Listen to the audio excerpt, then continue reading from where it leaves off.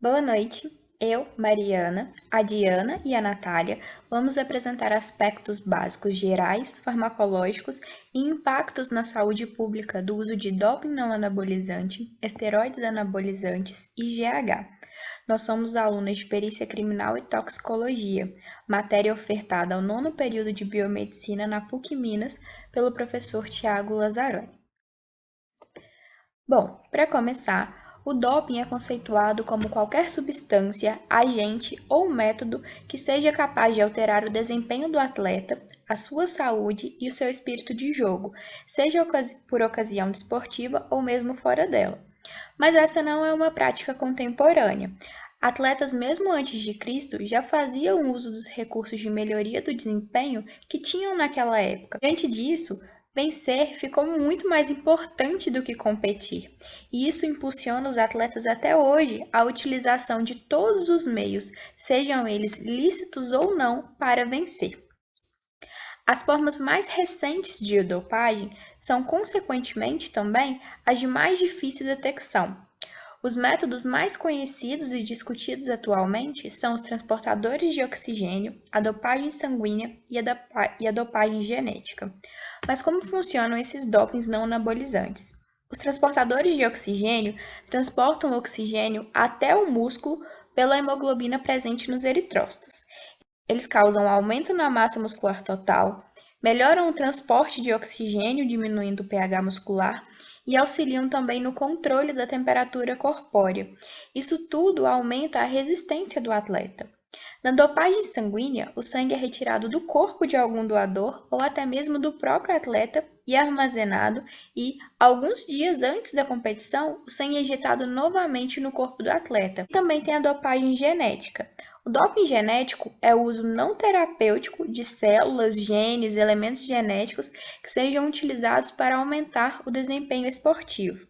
Os esteroides anabolizantes androgênicos são compostos sintéticos derivados da testosterona, com alterações estruturais na molécula que vão aumentar as propriedades anabólicas e diminuir a androgenicidade da droga. Eles foram inicialmente desenvolvidos com fins terapêuticos, só que o uso dessas drogas destacou-se principalmente no meio esportivo, devido às propriedades da testosterona exógena ser muito mais pronunciada do que aquela testosterona normal na circulação. O uso de esteroides anabolizantes no meio esportivo é uma prática muito empregada como maneira de melhorar o desempenho físico de atletas e aumentar a massa muscular. Porém, a sua utilização não é restrita ao meio atlético. Ela é uma prática crescente e muito comum, principalmente em academias. Grande parte dos abusos com esteroides anabolizantes ocorre entre fisiculturistas não competitivos ou não atletas. Estudos descrevem a ação dos esteroides anabolizantes obedecendo a três metodologias: o ciclo, que é caracterizado pelo seu uso regular; pirâmide, relacionada ao seu uso progressivo iniciado de pequenas doses até uma dose máxima, com uma posterior redução regressiva; e o stacking, que é a utilização de vários esteroides ao mesmo tempo. E entre os atletas há também o hábito de misturar esses três métodos.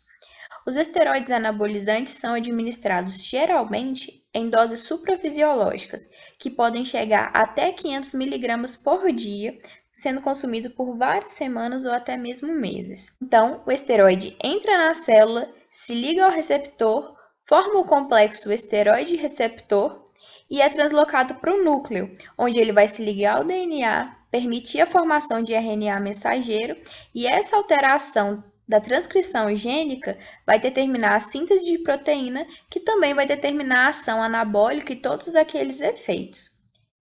Os esteroides anabolizantes podem ser encontrados em comprimidos e em ampolas. Na sua ingestão, o comprimido passa pelo estômago, é absorvido pelo intestino e processado pelo fígado, e aí ele vai para a corrente sanguínea.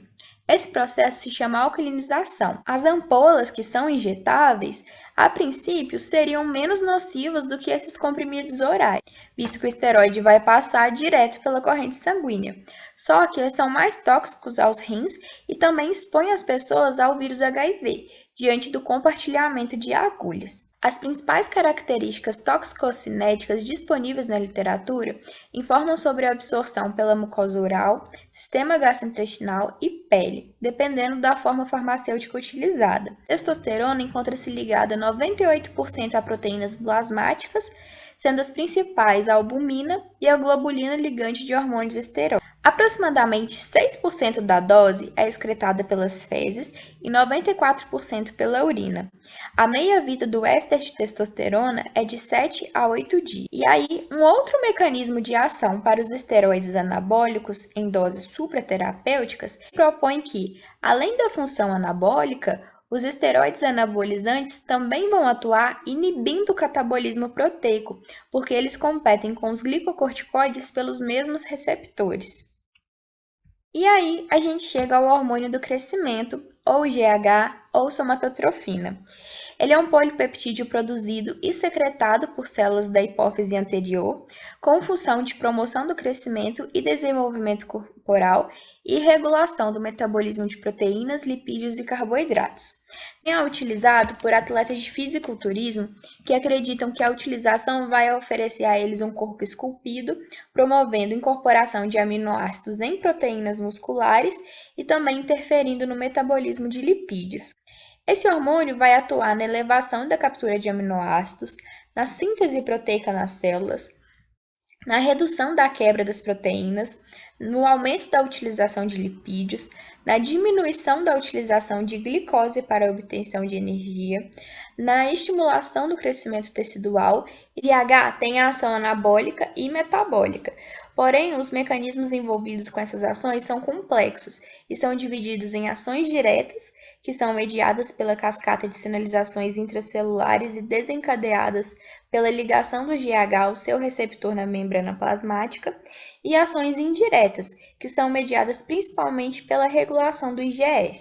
E os efeitos do GH no metabolismo proteico dependem da interação entre o GH, as IGFs e os substratos, em especial as proteínas. Em situações de ausência ou redução acentuada da síntese do GH, verifica-se uma diminuição na quantidade de massa muscular, de força e de resistência. A biodisponibilidade da somatropina após administração subcutânea na coxa é de aproximadamente 80% da dose, quando comparada à dose disponível por via intravenosa. E o metabolismo de somatropina envolve o catabolismo proteico, tanto no fígado como nos rins, com uma parte dos produtos de degradação retornando à circulação sistêmica. Aqui no Brasil, quem realiza as análises destinadas ao controle de dopagem é o Laboratório Brasileiro de Controle de Dopagem, e ele fica na Universidade Federal do Rio de Janeiro. Ele foi responsável tanto pelo controle de dopagem das Olimpíadas quanto das Paralimpíadas Rio 2016. E ele é o único laboratório de toda a América do Sul que pode fazer essas análises, porque é acreditado pela Agência Mundial Antidopagem. Dentre todos os métodos analíticos, nós temos a cromatografia gasosa acoplada à espectrometria de massas. E ela detecta os esteroides anabolizantes, como, por exemplo, a testosterona. Há também a cromatografia líquida acoplada à espectrometria de massas, que detecta os não anabolizantes, como diuréticos, beta-bloqueadores. E se, caso a cromatografia gasosa der positivo, ela detectou, por exemplo, a testosterona, vai se fazer a espectrometria de massa de razão isotópica como uma confirmação. Todas essas análises que eu falei, a amostra utilizada vai ser urina. Já para detectar o hormônio do crescimento, se usa o soro. Por quê?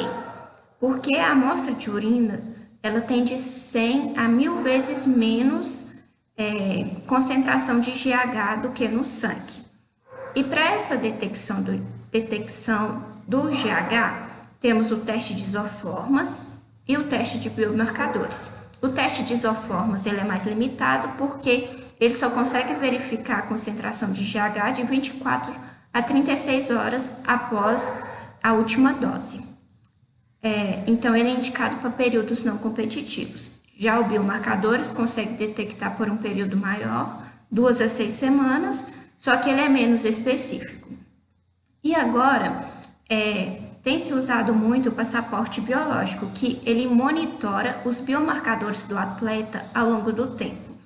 Então, monitora biomarcadores hematológicos para verificar se o atleta faz ou não uso de dopagem sanguínea, o esteroidal para verificar o uso de anabolizantes e endocrinológico para verificar o uso do hormônio do crescimento. O processo de controle de dopagem, ele perpassa 5 etapas. Primeiramente, temos a coleta, onde é coletado a amostra A, que vai ser analisada, e a amostra B, que é uma contraprova. Depois é enviado para o Laboratório Brasileiro de Controle de Dopagem e se dá início à cadeia de custódia, quando a amostra é recebida. Então, a amostra passa por todas as análises e depois vem o gerenciamento de resultados, que é a etapa final da cadeia de custódia. Caso essa amostra apresente um resultado analítico adverso, a Agência Brasileira de Controle de Dopagem, ABCD, será comunicada e esse atleta pode ir a julgamento. Para se controlar o doping, tanto no Brasil quanto no mundo, temos algumas instituições que trabalham para isso. Aqui no Brasil temos a ABCD, como eu já comentei, e ela fiscaliza e gera os procedimentos de prevenção e combate à dopagem em âmbito nacional. No mundo, se tem a Agência Mundial Antidopagem, que ela foi criada em 1999 e promove, coordena e acompanha em nível internacional a luta antidopagem no esporte. E ela também criou o Código Mundial Antidopagem, que é um conjunto de normas que tem o objetivo de unir e fortalecer as políticas antidopagem por meio da harmonização universal dos princípios antidopagem. Bom, e o uso desses anabolizantes acabam provocando impactos dentro da saúde pública, né? Então, um dos problemas é a dependência química, visto que o uso desses anabolizantes, dessas drogas para desenvolvimento muscular, podem promover outros vícios de outras drogas. Problemas reprodutivos, porque diminui o libido, e além de diminuir a produção de espermatozoide e a circunferência do testículo, visto que cada vez mais o número de filhos por família vem diminuindo, quando você tem um déficit na produção, será mais difícil ainda ter filhos, né?